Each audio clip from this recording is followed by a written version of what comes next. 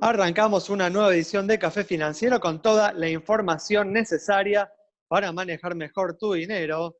Ya se encuentra, como siempre, Yamila Escala. Yami, ¿qué tal? ¿Cómo andás? Hola, ¿cómo les va? Buenas tardes. O Yami nos va a contar cómo se vienen manejando las compañías de seguros con aquellos que tienen dificultades para pagar las pólizas. Así es, ¿cuál es la mejor manera de manejarse en este momento? También nos acompaña Melina Manfredi. Meli, ¿qué tal? ¿Cómo andás? Hola, Ale, ¿cómo estás? Muy bien, bueno, Meli, nos vas a brindar los detalles de los nuevos créditos a tasa cero para monotributistas y autónomos. Así es, vamos a repasar todas las novedades. Y para repasar lo sucedido en los mercados de capitales, contamos hoy con la presencia de Daniel Vicien. Daniel, ¿cómo andás? Hola Alejandro, ¿todo bien? Por suerte muy bien. Bueno, un gusto tenerte nuevamente aquí. Por favor. Y en el último bloque vamos a conversar con el economista Juan Luis Burr para analizar los hechos más destacados en materia económica de estos últimos días. Quédate con nosotros, vamos a una muy breve pausa y en instantes estamos de regreso con todos estos temas.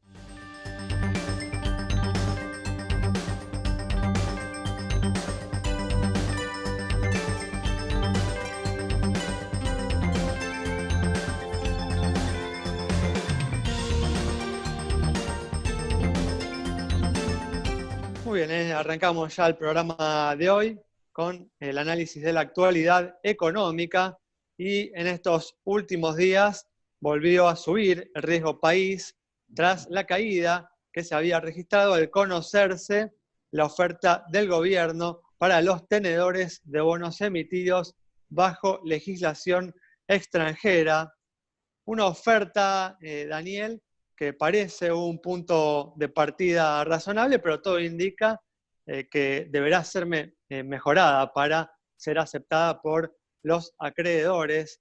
La verdad que yo creo que la Argentina está en condiciones de mejorar esta oferta desde ya, siempre y cuando se plantee un esquema que permita a la economía volver a crecer, ¿no? Con una economía estancada, cualquier deuda se torna impagable. Es así. La realidad es que, bueno, algunos de los bonistas fueron más duros en las respuestas o a la propuesta del gobierno. La realidad es que no convence demasiado los 3 años de periodo de gracia sin ningún pago ni capitalización y el bajo cupón. Y no habiendo un plan económico de largo plazo, se desconfía de lo que es la que sería el exit yield, lo que sería la tasa a la cual empezarían a tradear los bonos, con lo cual los pone en precios muy bajos en los cálculos de los bonistas. Esto hace que esperen que haya una mejora, lo que llaman un sweetening, de parte del gobierno, que les permita mejorar los precios de los bonos. Ellos esperaban algo entre 40 y 45 dólares y se ofertó alrededor de 30, y lo que esperan es una mejora como para poder seguir negociando, ¿no es cierto? Acá, de alguna manera, hay un tema de la Argentina, como vos decís, está en capacidad de hacer una mejora. La realidad es que la oferta es un poco corta. La gran pregunta es, habiendo capacidad de pago, si hay voluntad de pago, y eso es lo que los bonistas, de alguna manera, están esperando que se conteste. Y bueno, no pagándose los vencimientos ahora que había de 500 millones de dólares durante esta semana, teniendo reservas y habiendo crecido las reservas durante la cuarentena en más que ese monto, hacen dudar de qué camino se quiere seguir, qué quiere hacer el gobierno. Así que tendremos un mes, un compás de espera, a ver cómo responden los distintos jugadores en este partido y cuál es la respuesta del gobierno, y si convence de alguna manera que vayamos a una reestructuración o finalmente del quasi default o default que cree el gobierno, que dice que ya está porque no recibe préstamos, vayamos a un full default, ¿no es cierto? Muy bien, bueno, vamos a seguir conversando de este tema a lo largo del programa, pero ahora pasamos a otro ángulo de información, porque dentro de las medidas que viene tomando el gobierno para aliviar la situación de los sectores más perjudicados por la cuarentena, en los últimos días se lanzó una nueva línea de crédito a tasa cero para monotributistas y autónomos. ¿Cuáles son, no, los detalles, Meli, de esta nueva línea? Sí, Ale, como vos decías, es una línea de financiamiento destinada a monotributistas y autónomos. En el caso de los monotributistas, lo pueden pedir todas las categorías. Recordemos que ha habido flexibilizaciones previas en donde era para categoría A y B, por ejemplo, que son las más bajas. Bueno, en este caso todos lo van a poder pedir, obviamente van a tener que justificar que sus actividades, su facturación ha bajado sensiblemente a partir del contexto de cuarentena. Para tener en cuenta cómo va a funcionar, se van a poder pedir hasta la cuarta parte del ingreso anual de la categoría, de cada categoría de monotributo, con un tope de 150.000 pesos.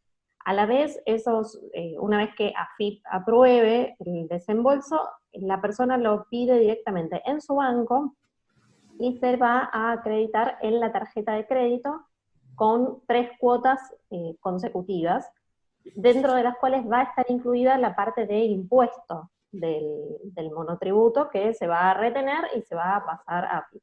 Con lo cual va a tener la persona un crédito extra en su tarjeta para hacer frente a los diferentes gastos que pueda tener en el contexto de esta pandemia. Meli, también hay una buena noticia para los jubilados, ¿no? Porque se conoció ayer que la ANSES suspendió los pagos de los créditos Argenta hasta el mes de junio. Así es. ¿Te acordás, Ale? Habíamos hablado que primero se había suspendido durante el primer trimestre del año el pago, después se prorrogó abril y mayo.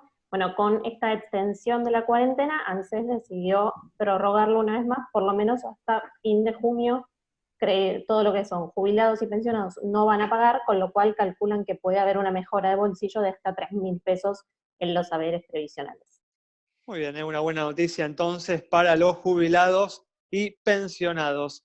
Y pasamos ahora al mercado de seguros, y comentábamos en la apertura que íbamos a analizar, ¿no?, cómo se vienen manejando las compañías de seguros frente a aquellas personas que están enfrentando dificultades para hacer frente al pago de las pólizas, ¿no, Yami? Sí, también, Ale, sobre todo aclarar respecto de una información que estuvo circulando bastante a través de WhatsApp, que tiene que ver con la existencia supuesta de una bonificación en lo que refiere al pago del seguro del auto, ¿sí? Un 30%, aparentemente, según esta información, aprobado, como les decía, por la Superintendencia de Seguros. Bueno, rápidamente la Superintendencia de Seguros salió a aclarar en un comunicado oficial, ¿sí?, que no se ha emitido normativa alguna que obligue a las aseguradoras a aplicar descuentos o bonificaciones. ¿Y qué significa esto? Y en línea con cómo presentaste esta columna. Bueno, no es que hay una obligación por parte de las aseguradoras a hacer un descuento a sus clientes, pero cómo es que uno debe manejarse, y así recomiendan las compañías, más allá de políticas específicas y de los descuentos que ya estuvieron implementando, y en particular en determinados ramos y de acuerdo a determinadas necesidades, bueno, es consultar directamente con la compañía o con el productor asesor de seguros si uno tiene una necesidad, una consulta, ir directamente con el caso para evaluar cada situación particular, ¿sí? Si ese es el caso, entonces esa es la recomendación y esa también es la información que aporta la Superintendencia de Seguros de la Nación.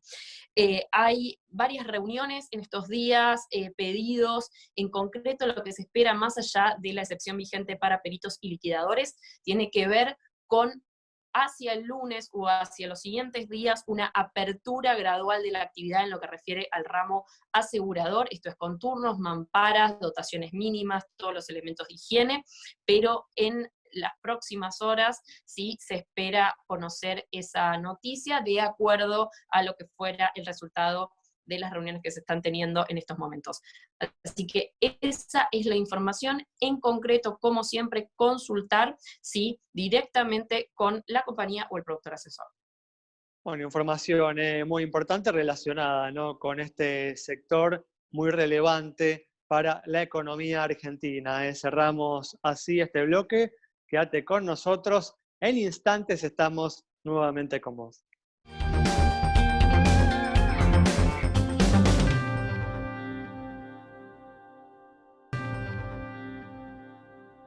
Muy bien, arrancamos este segundo bloque y con el objeto de volver más atractivas las colocaciones en pesos y evitar que los ahorristas se vuelquen al dólar. El Banco Central decidió establecer una tasa mínima para los plazos fijos. ¿Cómo es esto, Meli?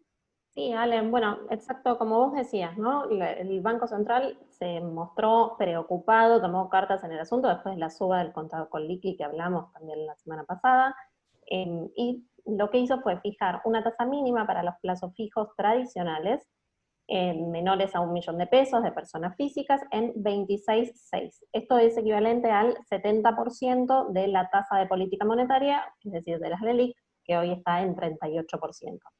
Es el mismo piso que se fijó también en su momento para los plazos fijos UVA precancelables. Aquellas personas que precancelaban a partir del día 30 se llevaban esta tasa.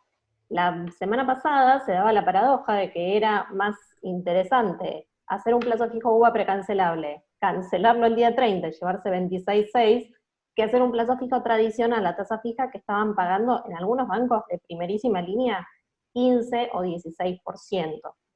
Con 26,6, de todos modos, es una tasa mensual ligeramente negativa, teniendo en cuenta que es alrededor de un 2,2%, que frente a una inflación que en marzo ya marcó arriba de 3 y que se espera que abril siga en esos valores, sigue siendo un poquito de pérdida. Sin embargo, bueno, mejoró casi unos 10 puntos respecto de lo que estaban ofreciendo los bancos la semana pasada. Es importante que si la misma persona tiene varios plazos fijos en el mismo banco, se suman todos al momento de ofrecer esa tasa. Entonces, si uno tiene más de 1 millón de pesos distribuido en varios plazos fijos, no va a poder acceder a la tasa de 26,6 y va a terminar percibiendo la BADLAR, que está igualmente bastante por abajo. Pero justamente, Meli, por este motivo que decís, que esta tasa sigue siendo, ¿no? Poco atractiva frente a lo que uno espera que va a suceder con la inflación y posiblemente con el dólar, es que esta medida no ha tenido aparentemente efecto sobre el dólar, pues tras aflojar, ¿no? A finales de la semana pasada, la divisa volvió a tomar impulso en los últimos días, ubicándose en torno a los 110 pesos en el mercado paralelo. ¿Es así, Daniel? Es así.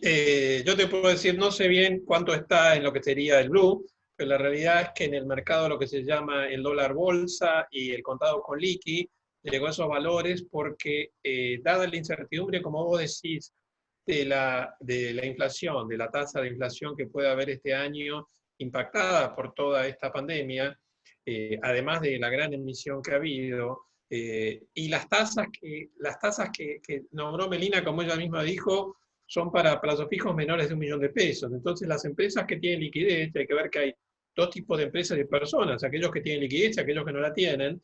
La liquidez excesiva de un placito un poco más largo la van llevando a dólares. Entonces, hay una demanda de dólar, y aquellos que quieren, que tienen miedo a un default, están llevándose el dinero al exterior a través del contado con liqui. Entonces, la realidad es que eso empujó las cotizaciones hacia arriba, y la verdad no sé qué podrían hacer para pararlo. Esto no es una forma de pararlo. Los plazos fijos para tasas mayores, para plazos de más de 1 millón de pesos, siguen pagando alrededor del 11-12%, lo que hizo que todos los fondos de money market estén rindiendo alrededor del 13%, y eso desincentiva absolutamente el único instrumento de liquidez que había tanto para personas físicas como para empresas. Entonces la realidad es como que la falta de políticas en este sentido empuja a minoristas y mayoristas hacia refugiarse en el dólar. Y el único dólar hoy al alcance de la gente es el dólar bolsa, o sea, más allá de los $200 mensuales que la gente le está usando, porque está por abajo del dólar bolsa. El dólar, aún pagando el impuesto, está muy por abajo del dólar bolsa o del contado. Sí, tal cual. Bueno, un tema que veníamos advirtiendo desde el inicio de la cuarentena, con las medidas que se tomaron, que generaron justamente una expectativa importante de inflación por un gran aumento en la cantidad de pesos en la economía argentina. Bueno, cerramos con este tema, este bloque. Quédate con nosotros. Al regreso vamos a estar dialogando con el economista Juan Luis Burr.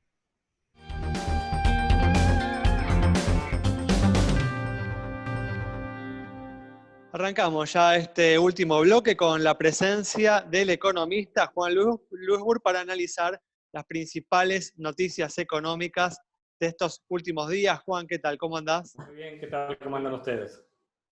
Muy bien, gracias por estar una vez más aquí en Café Financiero. Y decíamos en el primer bloque que el riesgo país volvió a subir en estos últimos días tras la caída que se había registrado al conocerse la oferta que realizó el gobierno a los tenedores de bonos emitidos bajo legislación extranjera. ¿Cómo viste, Juan, esta oferta? La oferta fue, por un lado, algo mejor que lo que se había insinuado, unos días antes, pero es, sin duda, una oferta muy dura para los acreedores porque básicamente se trata de una postergación importante de pagos tanto del principal como de intereses y sobre todo una postergación en el caso de bonos que se va a requerir el apoyo de los acreedores para lograr las mayorías necesarias para cerrar un acuerdo. Y tal como están dadas las condiciones, el mercado está estimando que faltan algo así como 10 centavos en la oferta y 10 centavos en algo más de 30 centavos o 35 centavos eventualmente que pueden estar priceados en la oferta actual. Significa que debería haber un cambio importante en la oferta del gobierno. ¿Por qué es importante? Porque, para Argentina es central poder tener acceso en algún momento en que la pandemia aminore o se disipe, tener acceso a los mercados. Argentina es un país que tiene grandes desequilibrios y grandes necesidades de infraestructura. Y no habrá forma de lograr el financiamiento si no tenemos un acuerdo con los acreedores. Hoy el mercado creo que va a haber días de alguna esperanza y días muy negros, y eso es lo que estamos viendo en estos días. Es decir, una primera caída del riesgo, luego un aumento del riesgo, consistente con el hecho de que el gobierno está anunciando que no va a pagar el vencimiento el 22 de abril, y no sabemos si tampoco lo va a hacer el 22 de mayo, y con ello desatar una situación bastante compleja para Argentina. Justo hablábamos, ¿no?, en el primer bloque, si la Argentina está en condiciones de hacer una oferta mejor, si puede plantear, ¿no?, una deuda sostenible con pagos más favorables para los acreedores, ¿no? Sí, yo creo que la respuesta es indudablemente que Argentina puede hacer algún esfuerzo adicional, teniendo en cuenta que, digamos, es una alternativa muy dura para los acreedores que tienen la opción de esperar y obtener mayores rentas a través de la negociación, sobre todo sobre ley Nueva York. No hay que olvidar que en Nueva York uno recibe no solamente lo que se ha determinado en el juicio, sino además se tiene un 9% de interés, sobre, lo que se determine. De modo tal que, es una expectativa que pueden tener los acreedores importantes. Y darle algo más puede significar, a lo mejor, que Argentina tenga que hacer un servicio de deuda de algo así como $1.000 millones anuales adicionales respecto del nada que va a ofrecer ahora por los próximos años, teniendo en cuenta que Argentina tiene reservas disponibles. Llegar a un acuerdo con algo de pago durante este periodo no sería una opción impensable para la Argentina. Juan, ¿cómo te va? ¿Y esta lectura cómo se hace desde el lado de las familias argentinas que ven que sube el riesgo país, que baja, que se acuerda, no se acuerda, cómo se acuerda? Yo creo que el argentino lo que está viendo es la situación dramática de la pandemia, está pensando en cómo volver a trabajar. No hay que olvidarse que hay un pequeño grupo que sigue trabajando. Cuando digo pequeño, bueno, no es tan pequeño, pero digamos es una parte de la población que está en condiciones de poder trabajar, de salir a buscar trabajo, mientras otra parte no está. Entonces, para los argentinos es esencial, primero resolver ese tema, que se pueda resolver el tema de la pandemia, y enseguida normalizar las condiciones económicas, macroeconómicas. Eso requiere avanzar con el tema de regularizar el tema de deuda y por lo tanto, digamos, el gobierno debería hacer un esfuerzo muy grande y en esto lo que quiero aclarar es, me parece que acá no se trata de que se logre un acuerdo fantástico, que la quita sea 70% o una quita épica, ni tampoco que tengamos una experiencia internacional por un, en fin, capricho y necesitamos normalizar las condiciones económicas cuando la pandemia pueda dejarnos trabajar. Eso es lo que yo creo que nos preocupa a todos, tanto al argentino, digamos, que está en este momento trabajando, como el que todavía no lo puede hacer. ¿Considerás que hay alguna medida adicional que debería tomarse? ¿Cuál es tu evaluación de las medidas tomadas hasta el momento? Yo creo que, digamos, el gobierno ha estado adaptándose a la situación, ha estado aprendiendo. No olvidemos que al comienzo, en el mes de febrero, de alguna forma no se le daba mucha importancia a esta pandemia. En el mes de marzo se dijo que básicamente iba a haber alguna ayuda reduciendo una parte de contribuciones patronales para algunos sectores de actividad. Hoy en día estamos en una situación donde los apoyos son, bueno, se anuncian apoyos más generalizados, que es lo correcto, se anuncian medidas de financiamiento, que también es lo correcto. O sea, el gobierno está aprendiendo. Y en este proceso de aprendizaje, algunas cosas las está haciendo mejor, es decir, dándose cuenta que no es una situación donde puede elegir ganadores, porque acá somos todos perdedores de esta situación, y se trata de encontrar, digamos, el camino que permita recuperar la actividad económica.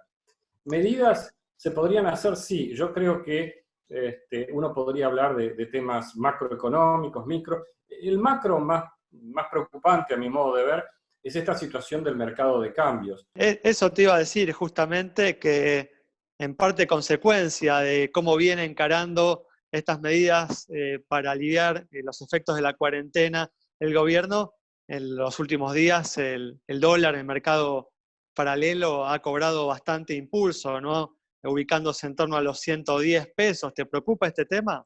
Sí, sin duda, pero eso es la consecuencia de dos cosas. La primera es, por un lado, sin duda, es la emisión monetaria que es necesaria en este momento para financiar el enorme déficit que tenemos de corto plazo. Los impuestos se pagan menos, la actividad económica cae, hay menos impuestos, y por otro lado hay más gastos. Pero la otra cuestión es que el gobierno ha intentado frenar la devaluación del tipo de cambio oficial. Si vos la comparás contra el tipo de cambio, cómo se ha depreciado el real en Brasil, o cómo lo ha hecho el peso chileno, si tú te comparas contra la situación de fines del año pasado, o cualquier moneda latinoamericana, en general, Argentina ha depreciado menos que el resto, es decir, menos con una inflación mucho más alta. Y eso lo que significa es que Argentina está apreciando su moneda. Apreciando quiere decir, está trazando el tipo de cambio oficial. Al mismo tiempo, como tenés una emisión de pesos muy grandes, obviamente los pesos sobrantes no van a plazos fijos, porque como habrán visto todos ustedes, los plazos fijos están cayendo, ¿no? Muy bien, cerramos el programa de hoy con este análisis del economista Juan Luis Burr sobre los temas trascendentes de la economía argentina de estos últimos días. Nos reencontramos el próximo viernes a las 19:30 aquí en Metro.